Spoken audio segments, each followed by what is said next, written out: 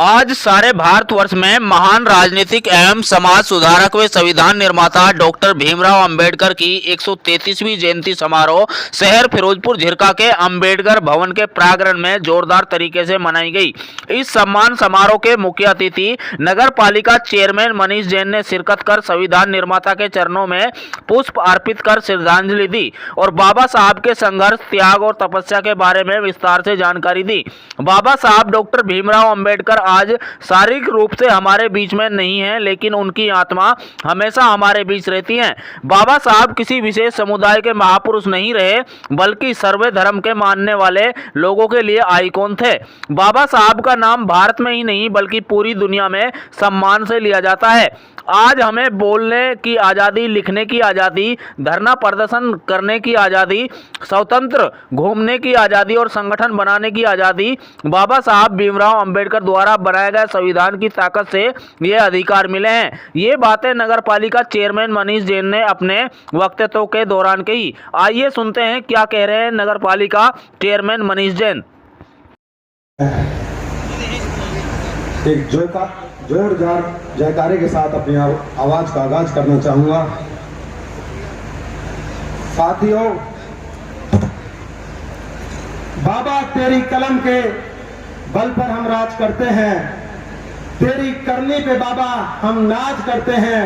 बदलेगा वक्त और जमाना भी, जय भीम के उद्देश्य से आगाज करते हैं। जय भीम, जय भीम, जय भीम, जय भीम। आज बाबा साहब के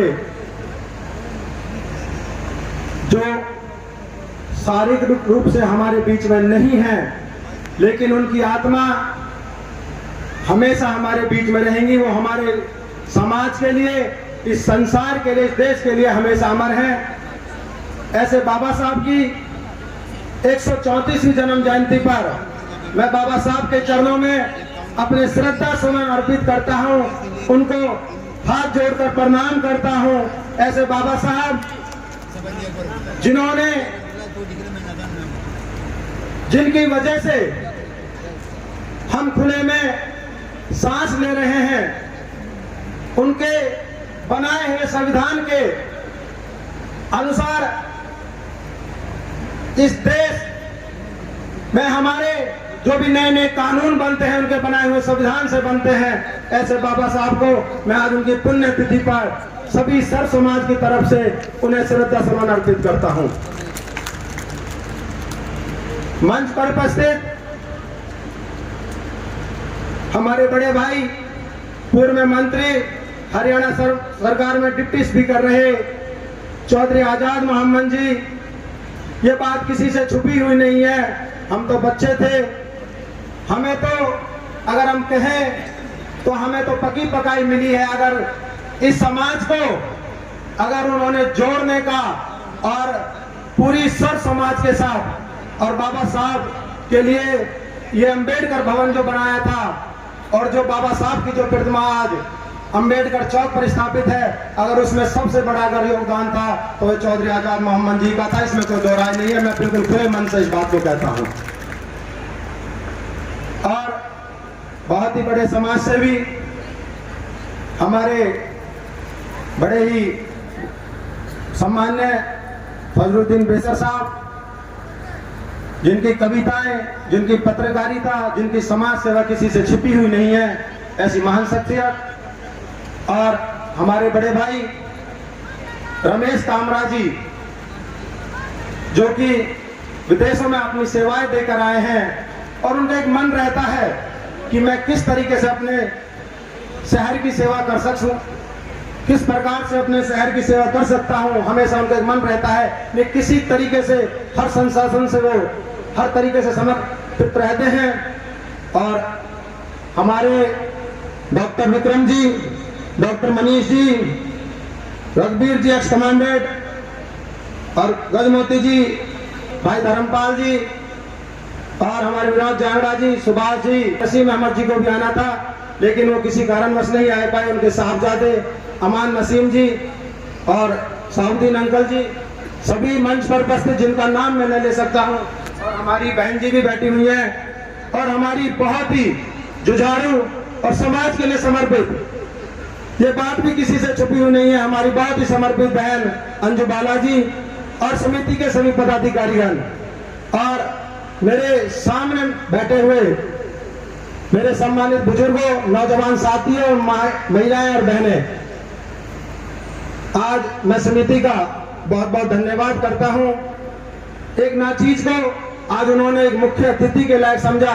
मैंने समिति के सदस्यों से कहा था कि आप मुख्य अतिथि के रूप में किसी ऐसी शख्सियत को चुनो कि अगर वो हमारे बीच में आए तो हमें भी उनका मान सम्मान करने का मौका मिले, क्योंकि मैं तो आपका अपना बच्चा हूं। आप तो मुझे किसी भी तरीके से नहीं बुलाओगे, मुख्य अतिथि, विशिष्ट अतिथि, आम आदमी के तौर पे भी नहीं बुलाओगे, तो भी मैं आपके बीच में खड़ा मिलूंगा। आप जहां मुझे कहोगे मेरी जगह वहां निश्चित रहेगी। तो अभी मेरे से पूर्व वक्ताओं ने बाबा साहब के बारे में बहुत अच्छा बतलाया। हमारी बहुत छोटी छोटी बच्चियां जो अपने माध्यम से, अपनी वाणी के माध्यम से बाबा साहब का गुणगान कर रही थी। ऐसी प्रतिभाएं समाज में उभरती रहें, उनके लिए मैं अपने बच्चियों को, मेरी बहनें हैं, उनको भी मैं आशीर्वाद देता हूं, क्योंकि मेरे छोटी हैं, मैं आशीर्वाद उनको दे सकता हूं। और मैं तो आप लोगों से यही एक अपील करता हूं, हर बार मैं मंच के माध्यम से अपील करता आया हूं कि समाज को संगठित करो। जो बाबा साहब का एक नारा था, शिक्षित बनो, संघर्षशील बनो, संगठित बनो, तो हमें इस समाज को, सर्व समाज को संगठित करने की विशेष आवश्यकता है, क्योंकि बाबा साहब किसी एक विशेष समुदाय के नहीं थे, बाबा साहब सर्व समाज के थे। आज उनको अगर विदेशों के अंदर, भारत के अंदर अगर उनको सर्वश्रेष्ठ स्थान दिया जाता तो इस वजह से दिया जाता है कि बाबा साहब सर्व समाज के थे। वो दिन 1891 का आज ही का दिन बाबा साहब ने एक उस शख्सियत के रूप में इस भारत में जन्म लिया, जिनकी वजह से, इनके बनाए हुए संविधान के वजह से आज हम अपनी खुली कलम से, आज पूरी तरीके से हम इज्जत के साथ अपने देश के अंदर हम जो जी पा रहे हैं, बाबा साहब के बनाए हुए संविधान के द्वारा ही जी पा रहे हैं। लेकिन साथियों, बाबा साहब हमारे बीच में से, वो 1956 का 6 दिसंबर का वो काला दिन था, बाबा साहब हमारे बीच में से चले गए थे। लेकिन वो महान शख्सियत हमारे बीच में से चले जाने के बाद भी अपनी सारी बातों को, सारी चीजों को हमारे बीच में छोड़ के चले गए। और मैं तो आज पुनः मंच के माध्यम से आप लोगों से यही अपील करता हूं, बाबा साहब जो हमारे बीच में अपनी बातों को हम लोगों के बीच में कहकर गए थे, उन बातों पर हमें पुनः अमल करते हुए बाबा साहब के सपने को हमें इस देश के अंदर, विदेश के अंदर, हमें पूरे संसार के अंदर बाबा साहब के इन सपनों को साकार करना है। और साथियों, हमारा जो समाज है, पढ़ाई के साथ साथ मैं मानता हूं युवा वर्ग पढ़ाई पे विशेष ध्यान दे रहा है, पर पहले भी मैं मंच के माध्यम से बता चुका हूं, हमारा जो नौजवान पीढ़ी है, नौजवान युवा वर्ग है, वो पढ़ाई के साथ साथ बहुत से साथी हैं जो नशे की जो बीमारी है उसमें लिप्त होते जा रहे हैं। मेरा पुनः जो हमारे बुजुर्ग बैठे हैं, माता पिता भी यहाँ बैठे हैं, मैं सबसे एक ही निवेदन और अनुरोध करता हूँ, हाथ जोड़कर मेरी प्रार्थना है, हम अपने बच्चों को सही रास्ते पर चलना सिखाएं और उनसे ये पूछें कि वो रात को किस टाइम अपने घर से आ रहे हैं, किस टाइम जा रहे हैं। हम अगर उनसे इस चीज के लिए अगर ये पूछते, अगर उनकी जिम्मेवारी हम अपनी समझेंगे, तो मैं मानता हूँ कि हमारे जो युवा वर्ग है जो नशे की और मतलब लिप्त होते जा रहे हैं, नशे से बचेंगे।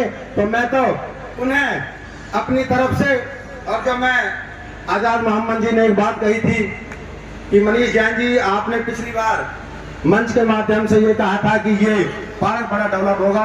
वैसे मेरे बड़े भाई हैं, मुझे उनकी गलती सुधार करने का कोई अधिकार नहीं, और इतना अधिकार मेरा कभी बन भी नहीं सकता कि मैं उनकी कोई गलती को सुधार सकूं।